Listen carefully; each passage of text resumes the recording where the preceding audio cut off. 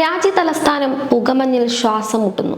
ഡൽഹി ഉൾപ്പെടെയുള്ള ദേശീയ തലസ്ഥാന മേഖലയിൽ അന്തരീക്ഷ മലിനീകരണ തോത് അപകടകരമായ നിലയിൽ തുടരുകയാണ്. വായു ഗുണനിലവാരം അതീവ ഗുരുതരമായതോടെ തലസ്ഥാനത്തെ ജനജീവിതം വലിയ വെല്ലുവിളിയാണ് നേരിടുന്നത്. യമുന നദിയുടെ ശുചീകരണവും മലിനീകരണ നിയന്ത്രണവും തെരഞ്ഞെടുപ്പ് കാലത്ത് പ്രധാന വാഗ്ദാനങ്ങളായിരുന്നു. എന്നാൽ അധികാരത്തിലേറെ കാലം ഇത്ര കഴിഞ്ഞിട്ടും ശുദ്ധവായു എന്നത് ഡൽഹി നിവാസികൾക്ക് ഇന്നും കിട്ടാക്കനിയാണ്. ഭരണാധികാരികളുടെ പ്രസ്താവനകളിൽ മാത്രമാണ് പലപ്പോഴും മലിനീകരണ നിയന്ത്രണം ഒതുങ്ങുന്നത്. ഓരോ ദിനവും ഡൽഹി നിവാസികളുടെ ജീവശ്വാസത്തിൽ കലരുന്ന വിഷത്തിന്റെ അളവ് വർദ്ധിച്ചു വരികയാണ്. തെരഞ്ഞെടുപ്പ് പ്രകടന പത്രികകളിലെ വാഗ്ദാനങ്ങൾ നടപ്പിലാക്കുന്നതിൽ അധികൃതർ പരാജയപ്പെട്ടുവെന്നതാണ് യാഥാർത്ഥ്യം. ദീപാവലിയോടനുബന്ധിച്ച് ഹരിത പടക്കങ്ങൾ മാത്രം ഉപയോഗിക്കാൻ സുപ്രീം കോടതി അനുമതി നൽകിയിരുന്നു. എന്നാൽ നിരോധനം ലംഘിച്ച് വ്യാപകമായി പടക്കം പൊടിച്ചത് മലിനീകരണം വർദ്ധിക്കാൻ കാരണമായി.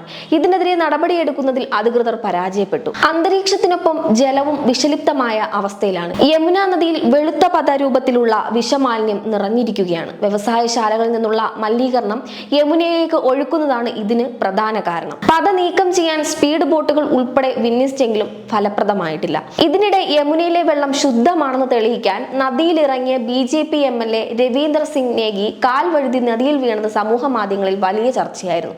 നദീജലം എത്രത്തോളം മലിനമാണെന്ന് വ്യക്തമാക്കുന്നതായിരുന്നു വിഷപ്പത. ശ്വാസകോശ ഹൃദയ രോഗങ്ങൾക്ക് കാരണമാകുന്ന PM 2.5 സൂക്ഷ്മ കണികകൾക്ക് ക്യൂബിക് മീറ്ററിന് 5 മൈക്രോഗ്രാം ആണ് ലോകാരോഗ്യ സംഘടന അനുവദിച്ചിരിക്കുന്ന സുരക്ഷിത പരിധി. എന്നാൽ ഡൽഹിയിൽ ഇത് 203 എന്ന അപകടകരമായ നിലയിലാണ്. PM 10 കണികകളുടെ അളവ് 272 മൈക്രോഗ്രാം രേഖപ്പെടുത്തിയിരിക്കുന്നു. കാർബൺ മോണോക്സൈഡ് പരിധിയാകട്ടെ 90-100 പരിധിയിൽ പരമാവധി 15 മിനിറ്റിൽ കൂടുതൽ ശ്വസിക്കാൻ പാടില്ലെന്നിരിക്കെ നിലവാര സൂചിക 470 ppm വരെ എത്തി നിൽക്കുന്നു.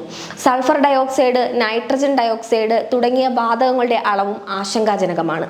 മലിനീകരണം കുറയ്ക്കുന്നതിനായി ഗ്രേഡഡ് റെസ്പോൺസ് ആക്ഷൻ പ്ലാൻ പ്രകാരമുള്ള നിയന്ത്രണങ്ങൾ നടപ്പിലാക്കി വരികയാണ്. നിലവിൽ സ്റ്റേജ് 3 നിയന്ത്രണങ്ങളാണ് ഡൽഹിയിലുള്ളത്.